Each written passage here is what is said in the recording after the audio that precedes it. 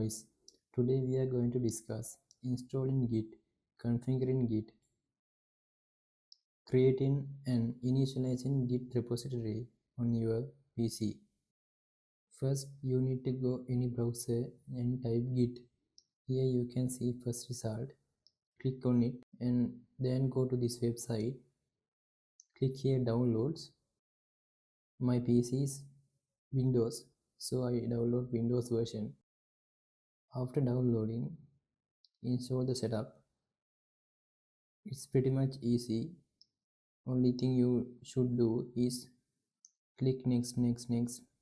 Keep all the settings as default.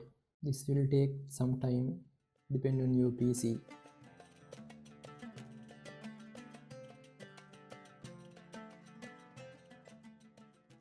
You can check Git is installed or not on your PC by typing Git on your command line. If you can this type of display, that means you have installed Git properly. I am creating new folder and rename it as Git. Inside that folder, I open VS Code and I'm open new terminal and select Git bash. Here you can see this type of display.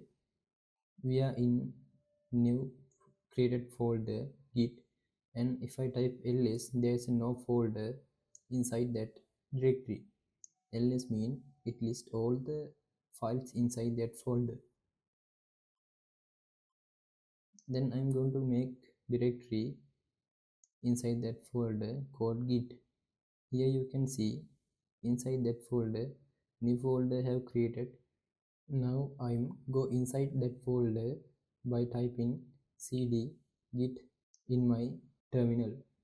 Now I'm going to initialize Git inside that folder by typing git init. That initialize Git inside Git folder.